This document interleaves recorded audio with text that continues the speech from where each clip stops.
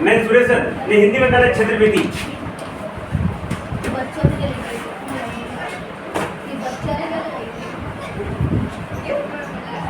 क्षेत्रमिति, ठीक है, ध्यान से देखोगे। मेंसुरेशन मैंने क्षेत्र, क्षेत्र मतलब मिति मैंने मापना, क्षेत्र मैंने एरिया, मिति मैंने मापना, मैंने किसी एरिया को किस तरीके से मेजरमेंट करोगे। तो फिगर्स कितने होते हैं, एक प्लेन फिगर्स, एक सॉलिड्स। इसको दूसरे भाषा में क्या बोलेंगे, प्लेन फिगर्स प्लेन फिगर्स को 2 डायमेंशनल फिगर बोलेंगे, और एक 3 डायमेंशनल फिगर जिसको कहेंगे सॉलिड। समझ आया, दिक्कत समझ में। तो प्लेन फिगर को हम पेपर पे ड्रॉ कर सकते हैं, सॉलिड को पेपर पे ड्रॉ नहीं कर सकते हैं, सिर्फ उसका फ्रंट व्यू, टॉप व्यू, ये सब को ड्रॉ कर सकते हैं पेपर पर, ठीक है, दिक्कत। लेकिन एक्चुअल ऑब्जेक्ट को हम पेपर पे ड्रॉ नहीं कर सकते हैं, लेकिन 2 डायमेंशनल फिगर को हम पेपर पे ड्रॉ कर सकते हैं, ठीक है। और प्लेन फिगर्स है ना, प्लेन फिगर में कितना फेस होगा, एक ही फेस होगा। जितना प्लेन फिगर में कितने फेस हो गए,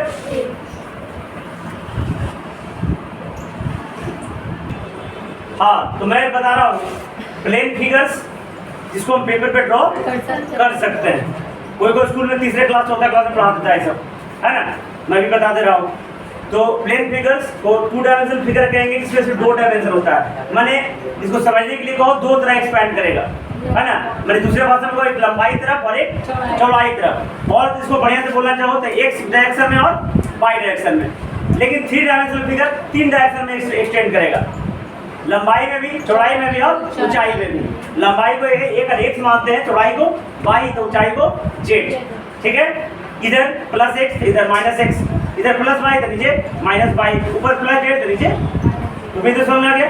तो हम 2 डायमेंशनल फिगर को में क्या निकलेगा, एरिया निकलेगा। क्या निकलेगा, एरिया। 2 डायमेंशनल फिगर में 2 चीज निकाल सकते हैं हम। जैसे देखो बेटा, एक क्या है, मान लीजिए एक स्क्वायर है, मान लीजिए क्या है, तो 2 डायमेंशनल फिगर में 2 चीज हम जनरली निकाल सकते हैं। एक होता है पेरीमीटर और दूसरा होता है एरिया, है ना। क्या निकालेंगे, एक पेरीमीटर और एक एरिया। तो पेरीमीटर किसे कहेंगे, लेंथ ऑफ द बाउंड्री, है ना, लेंथ ऑफ द बाहरी घेरा की लंबाई। उसको तुम जैसे निकाल दो, ठीक है, कोई दिक्कत। अगर हमको फॉर्मूला हमको नहीं पता कि कैसे निकालेंगे पेरीमीटर, तो चुपचाप सभी लेंथ को चुपचाप जोड़ देंगे। ऐसे भी तो ऐसे बोल के भी नहीं जोड़ते हैं, ऐसे भी जोड़ते चुपे चाप जोड़ते हैं। लेकिन मेरे कहने का मतलब है डायरेक्टली, अगर हमको ये जैसे 5 सेंटीमीटर है, ये स्क्वायर है, ये 5 सेंटीमीटर है, 5 सेंटीमीटर है, तो हमको पेरीमीटर निकालना है। तो पेरीमीटर का हमको फॉर्मूला नहीं पता या याद नहीं है, तो चुपचाप दिमाग में कोई भी फिगर्स का, 2D फिगर्स का perimeter sum of all the sides हो जाएगा, sum of all the sides हो जाएगा, है ना। हाँ, तो क्या हो गया, तो पेरीमीटर का मतलब लेंथ ऑफ द बाउंड्री। चुपचाप जोड़ देंगे, 5 प्लस 5 प्लस 5 प्लस 5, तो कितना हो जाएगा, 20 सेंटीमीटर, ठीक है। अब पेरीमीटर का जो यूनिट होगा वही होगा जो साइड डायमीटर से, ठीक है, सेंटीमीटर, एनी प्रॉब्लम। लेकिन एरिया मतलब किसे कहेंगे, इसके अंदर जो स्पेस है बेटा, इसके अंदर जो स्पेस है ना, जिसको मैं कलर कर रहा हूँ, शेड कर रहा हूँ, इसको कहते हैं एरिया। क्या कहते हैं, एरिया। तो एरिया निकालने के लिए डिफरेंट फिगर्स का डिफरेंट फार्मूला होगा, डिफरेंट फिगर्स का डिफरेंट फार्मूला होगा, समझ में आया। 2 डायमेंशनल फिगर में हम 2 चीज निकाल सकते हैं, पेरीमीटर और एरिया। पेरीमीटर कहते किसको है, परिमिति, बाहर का जो बाउंड्री है उसके घेरा की लंबाई, उसे कहते हैं पेरीमिति। एरिया किसे कहेंगे, ये अंदर की जो स्पेस है इसको कहेंगे एरिया। कोई दिक्कत करने में, बाकी तो मैं बता चुका हूँ, ये सब साइड्स है और ये डायगोनल होगा, ठीक। अब आते हैं 3D फिगर में, 3 डायमेंशनल फिगर जिसमें लंबाई भी हो, चौड़ाई भी हो और ऊंचाई भी हो। अगर लंबाई चौड़ाई ऊंचाई ना हो तो एक डायरेक्शन में बढ़े, वाई डायरेक्शन में बढ़े और साथ है ना। तुम बोल सकते हो सर एक फुटबॉल है ना, तो फुटबॉल में कहाँ लंबाई चौड़ाई ऊंचाई होता है, उसमें तो चारों तरफ बराबर होता है, इसलिए मैं उसको बोला एक तरफ बढ़े, बाई तरफ भी बढ़े और हाइट में भी बढ़े। तो फुटबॉल देखना, इधर भी होगा, एक्स में भी होगा, बाई में भी होगा और सभी तरफ बराबर बराबर होता है, इसलिए उसे कहेंगे 3D फिगर। 3D फिगर को फ्रेंच पेपर पे ड्रॉ नहीं कर सकते हैं, और 3D फिगर का फेस बहुत सारा होगा, लेकिन जितने प्लेन फिगर्स है, जो 2 डायमेंशनल फिगर है, उसका सिर्फ एक ही फेस होता है, ठीक है, और एक फ्लैट फेस होता है। तो प्लेन फिगर में कौन कौन आएगा बेटा, ध्यान देना, जब नाइट में पढ़ा चुके हैं हम, है ना। सबसे पहले फिगर का नाम देंगे ट्रायंगल। क्या नाम देंगे, ट्रायंगल, ABC, ठीक है। इसका पेरीमीटर क्या निकालेंगे, पेरीमीटर जो हो जाएगा क्या हो जाएगा, sum of all the sides, क्या हो जाएगा, sum of all the sides, the का भी लगा सकते हैं, ऑल द दैट इज क्या हो जाएगा, A B plus B C plus A C, ठीक है, कोई दिक्कत। अब कुछ स्पेशल टाइप ऑफ ट्रायंगल्स होते हैं, है ना, इक्विलैटरल ट्रायंगल्स होते हैं, आइसोसेलेस ट्रायंगल्स होते हैं, स्केलेन ट्रायंगल होते हैं। तो स्केलेन में तीनों साइड अलग अलग होता है, तो डायरेक्टली तीनों को जोड़ देंगे, ठीक है। लेकिन इक्विलैटरल में तीनों साइड क्या होता है, इक्वल। तो पेरीमीटर इक्वल ट्रायंगल, ए आवाज नहीं करेगा, पेरीमीटर ऑफ, ये जानते हो कि तुम लोग, फिर भी लिख लो, है ना, इक्विलैटरल ट्रायंगल, इक्विलैटरल ट्रायंगल बराबर हो जाएगा 3 गुना साइड, ठीक है। और बाकी के लिए फॉर्मूला काम कर जाएगा, तीनों साइड का जोड़। Any problem? अब आते हैं एरिया में। देखो नॉर्मल सभी ट्रायंगल का एरिया एक ही फॉर्मूला होता है, ठीक है, area of triangle, area of base into height.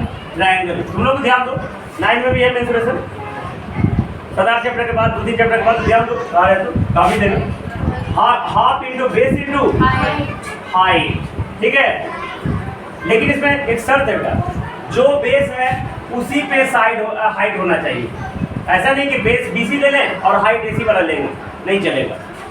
यानी बेस इनटू करस्पॉन्डिंग हाइट, ठीक है, जो बेस ले रहे हैं उसी पे हाइट होना चाहिए। एक हीरोन फार्मूला से एरिया निकालते हैं, क्लास 8 में पढ़ाया होंगे अब, हीरोन फार्मूला, हीरोन फार्मूला से एरिया निकालते हैं। तो क्या होता है इसका, under root S into S minus B into S minus C, जहाँ एस को कहते हैं सेमी पेरीमीटर, सेमी पेरीमीटर, है ना। पेरीमीटर मतलब एस बराबर A plus B plus C by 2, ठीक है, समझ रहा है बेटा। अब देखो इधर दीदी तुमको बता दें, ए किसको कहेंगे, ये कैपिटल ए है, कैपिटल ए डिनोट करेगा वर्टिसेज को, वर्टेक्स को, ठीक है, कैपिटल क्या डिनोट करेगा, तो ये कैपिटल ए के साथ जो साइड है ना बीसी है, ये साइड हो जाएगा बीसी, स्मॉल ए, ये कैपिटल बी वर्टेक्स है, इसमें सामने वाला साइड स्मॉल बी और ये इसका स्मॉल सी, ठीक है। इसलिए A plus B plus C, A plus B plus C लिख सकते हैं, B C plus A C plus A B भी लिख सकते हैं, समझ में आ गया। और एक इक्विलैटरल ट्रायंगल, इक्विलैटरल ट्रायंगल का एरिया हो जाएगा, क्या फॉर्मूला हो जाएगा, area of equilateral triangle, equilateral triangle, इसका फॉर्मूला हो जाएगा बेटा √3/4 इंटू साइड का होल स्क्वायर। अगर साइड को ए मानते हैं, लेट द साइड बराबर ए, लेट द साइड बराबर ए, इसका एरिया क्या हो जाएगा, √3/4 इंटू ए स्क्वायर, ठीक है। जल्दी कॉपी करो इसको।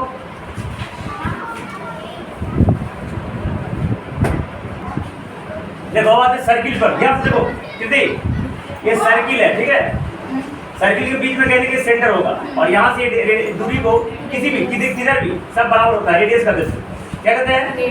तो इसका जो पेरीमीटर होता है ना, ये जो लेंथ ऑफ द बाउंड्री जो होता है ना, इसी का एक और नाम है सरकमफेरेंस, परिधि हिंदी में कहते हैं, ठीक है। तो सरकमफेरेंस,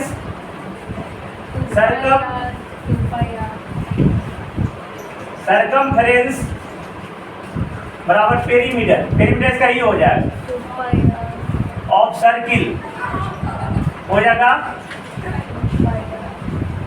2πr, ठीक है। पाई एक कांस्टेंट है, पाई एक कांस्टेंट है, उसका फिक्स वैल्यू है। अब पाई का वैल्यू क्या होता है, 22/7, और क्या है, रेडियस है, ठीक है। इसका एरिया क्या हो जाएगा, पाई आर स्क्वायर, और यहाँ से जो पूरा डिस्टेंस होगा उसको कहेंगे डायमीटर, क्या कहेंगे।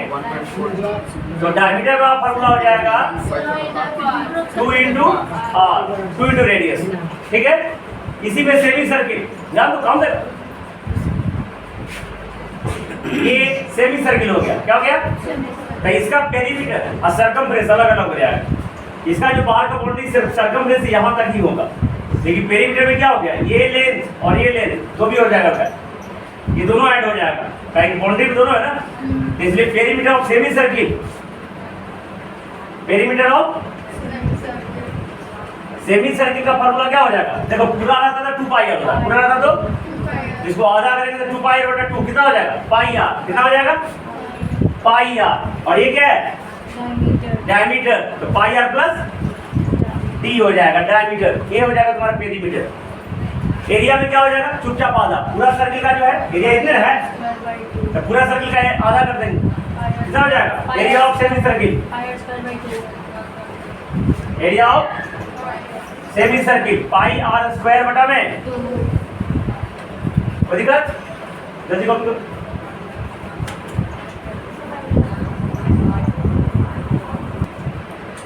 हाँ देखो अब आते हैं, सर्किल हो गया, ट्रायंगल हो गया। अब डायरेक्टली दिखाएंगे नहीं, बाकी जानवे कर दो।